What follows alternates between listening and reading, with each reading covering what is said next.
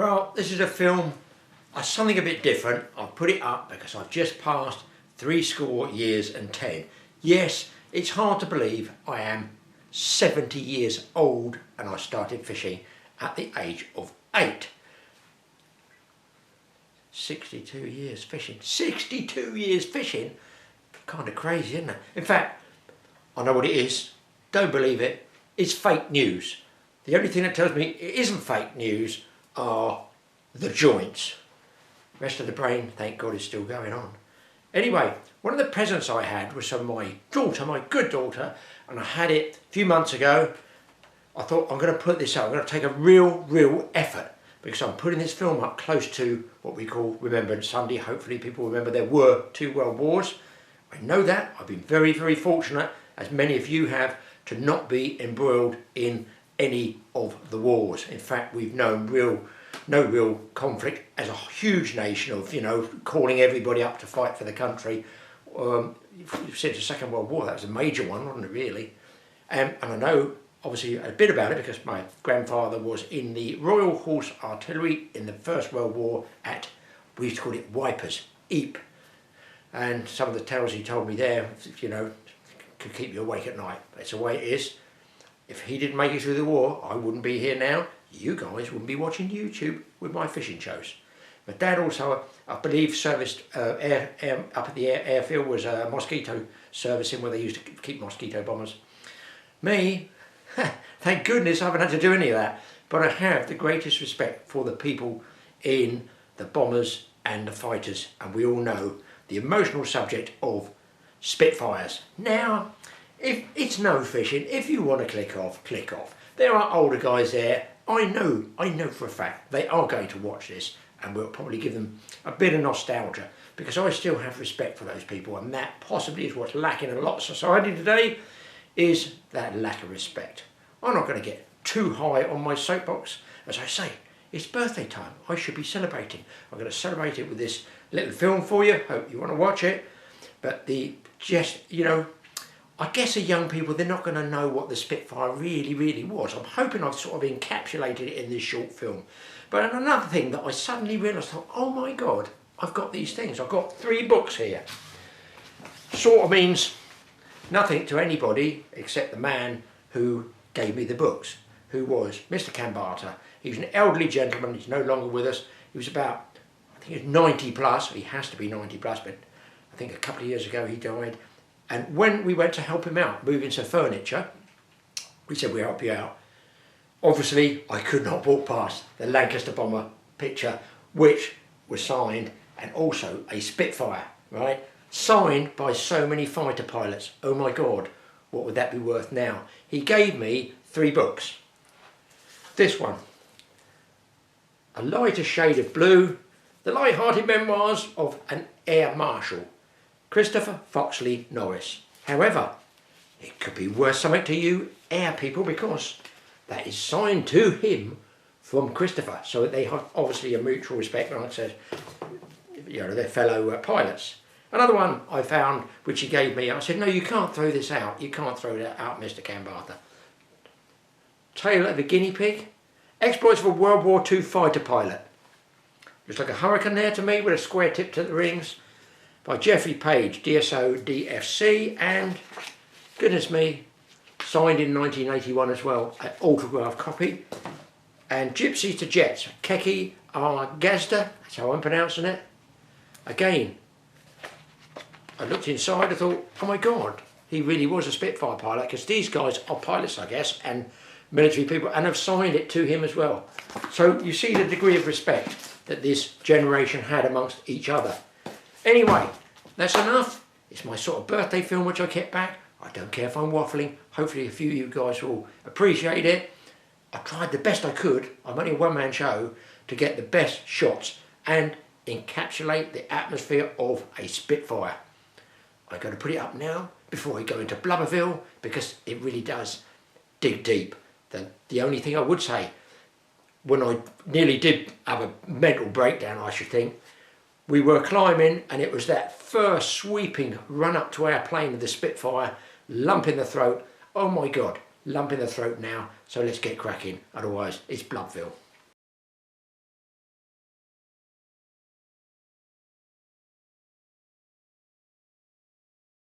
Well guys, doing something a bit different here.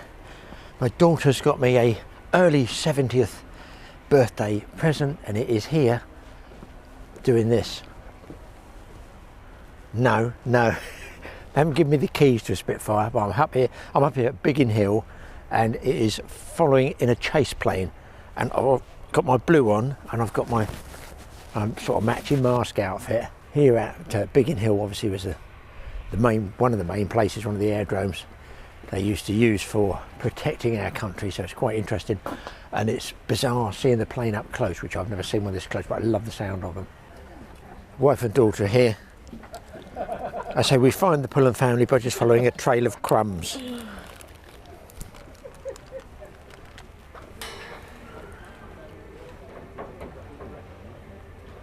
Going to get a tour of the hangar.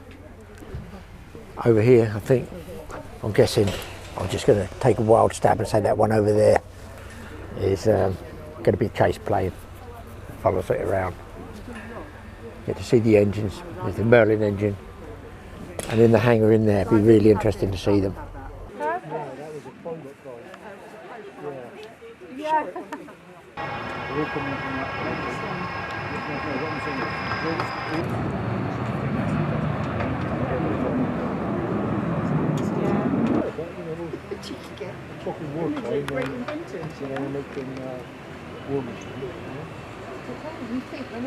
The two over there being smaller, we're just going by the exhaust manifolds coming out the side. There's like a three props on it, you know. I don't know what they call them. On the propellers, that's got 4, I think. It's a much longer plane.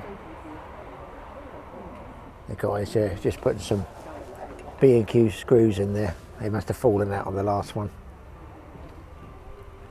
Anyway, next time hopefully we'll see you inside that plane over there. I'm going to take the camera up with me as well. Sorry, I'm not going to be in your way, am I? No, absolutely, keep work away. Huge hangar they're expanding up here. I mean, I've never been this part of the country before ever. And hopefully got a reasonable day for it. I was fishing yesterday, it was a nightmare of wind. Out fishing off the South Devon coast. Wind came up, not pleasant. And some rain, but I think maybe, are those hurricanes, somebody tell us. Shorter plane, wheelbase I'm calling it, shorter wheelbase, 3 outlet cowlings on the outlet manifolds there.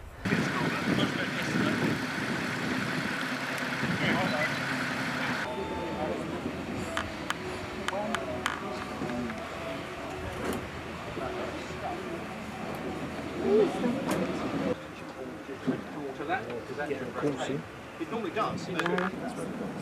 Sorry. We're going to put one person in front right because it's got a good bit of leg room.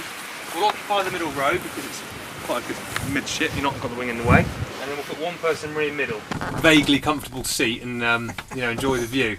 Someone said last time it's like living in a really ugly house opposite a nice one. Which I thought it was quite good. That's right. You get to look at all the nice stuff. Is that we've got to, but as such, I've got to ask you a bunch of daft questions. The first of which being, have you got anything on you that's going to cause any issues like toxic materials and all that sort of stuff? No. No one ever really does. The next thing to ask you is to please stay in your seats. Now, I don't know where you intend to go during this flight, but I'd like you to stay in your seats and keep your seatbelts on.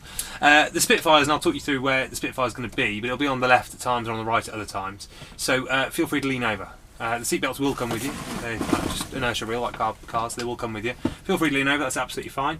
But do keep your seatbelts on. And lastly, no smoking. Shocking. Now, there is a long-winded way I can give you the safety briefing, but the crux of the matter is we're a single-engine aircraft. So if that single engine does decide to not be an engine anymore, then we have no engine. And quite frankly, we've got to stick it down somewhere. It's a very capable bush aircraft, and it will land in the field very happily. And as one of the RAF boys who flies here always says to his guys, we'll find a pub that's got a beer garden big enough, park it in there, and wait for the booze and twos to rock up. All right. If anything like that does happen, I'm going to call brace, brace, brace. You need to put your hands on your lap and sit with a nice tall straight back. You don't need to tuck them to ball because we've got these lovely shoulder straps. Alright, if we do land off field somewhere and you're looking around thinking this is not Biggin Hill Airport, it's very much a field in Kent, don't wait for me, get out of the aircraft. I suggest for you guys, that rear door is the biggest and the nearest, so go for that one. I'll show you how to operate that very shortly. But if it is blocked, there's two more at the front here, big red handle, you just lift it up, very easy to use, okay? Once we're out the aircraft, get away from it, get well clear, don't go anywhere near the front where the big spinny thing is. That will, propellers aren't very kind, they can do some damage. And all that would also apply if we had to evacuate on the runway for any particular reason as well, okay? Transition level 75. Surface wind 130 degrees, 05 knots, 080 varying 150 degrees. Visibility 10 kilometers or more. Scattered at 3,500 feet. Hey Van, go brother. Living just down the road in Orkins. Hear that engine, and then you start looking. You can hear it. Q&A. Sorry, I was just trying to get hold of you. So an update, we're just about to close canopy. That's probably mate. Okay, well if you want to hold on, I'll just wait until Michael has closed the canopy and then we can start together if you're happy with that.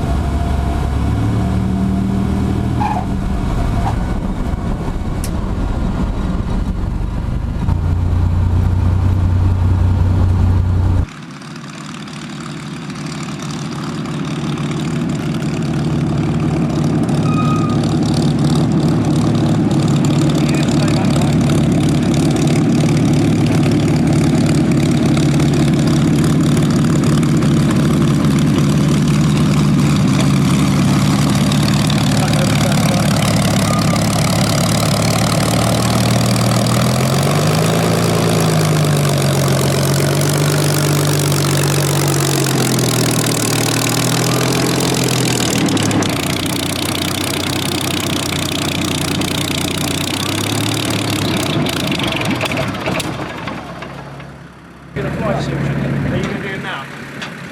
No, pictures. Yeah. Well, you probably do the ball at the end as well, if you will. Sorry? You could do the ball on T-bar as well, isn't it?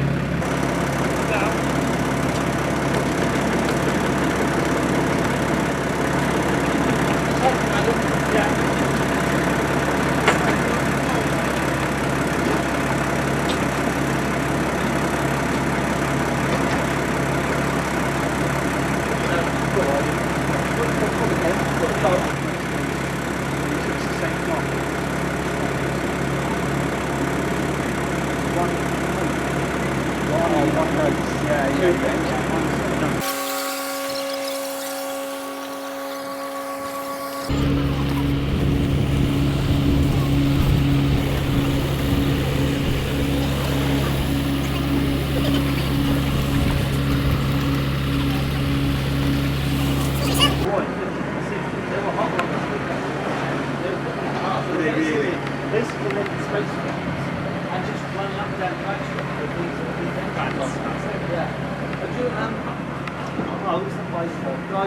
Oh, he did. He's got one on a stand in his workshop. He fired it up once and went through the door. It's just, it's the amount of power that they have. Like I said, when they do the ground works here, it just shakes the ground. Oh, to be honest, just listening to it, I think the official ones is all just on the I have been I will expensive ones, yeah.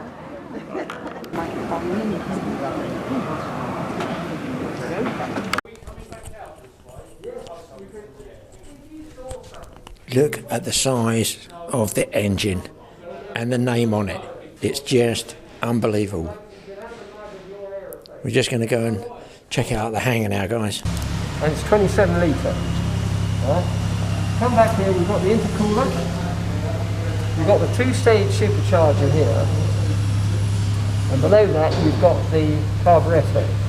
Now the carburettor was the 1 weak link in the Merlin engine. Whereas the Germans, yes, and the Messerschmitts in particular, they all had fuel injection. So they could put their nose down like that and they could get away with it. So this has been done in record time. Well, you see the size of the engines are just phenomenal, absolutely phenomenal. I have never seen such a beast in my life. And down here, look, apparently wood propellers in the early ones, so they could snap off in the sea, I think he was saying, made from Norwegian spruce. It's a complete workshop, all on the go.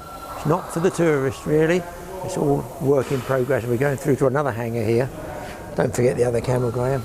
Now that's what I call a toolbox. And we're going through into, it's like 109s in here. And it was while he was being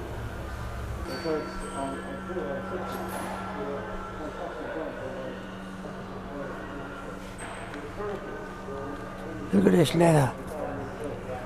What is going on in here? Joystick? I wonder if Joy knows it's in there. Tapers off to nothing land in there.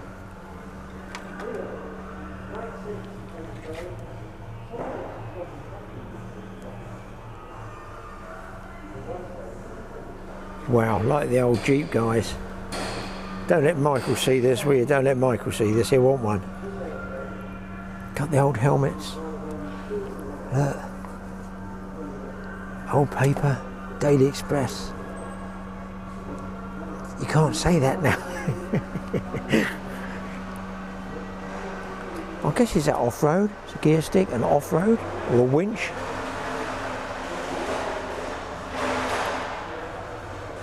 Certainly got a bit of history in here, people. I think that's 109. 1943. Something or other bike. Well, this one's got the cannons here, big shells. An immense engine. An antique motorbike.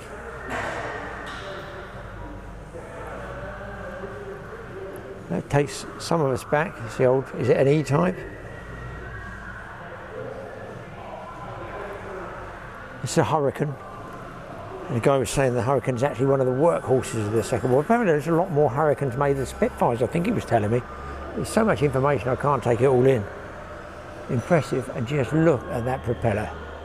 I cannot get over the propeller on these things. Absolute animals. And with that engine going halfway back there, that's what it's called, the Spirit of Kent. I thought they had their own hangar.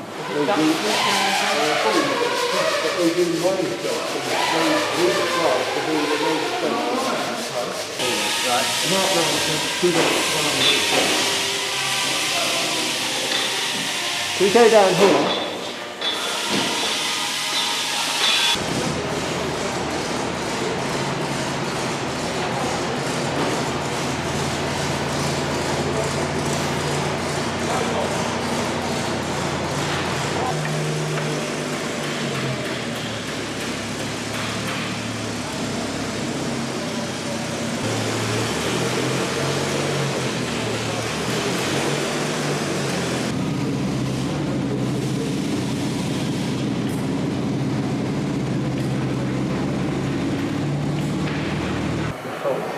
You'll find the phone with Spitfire without. But it's true that 55,000 and less than that is the concrete. And that was 1 in 2. I couldn't get it in there. But all the major ships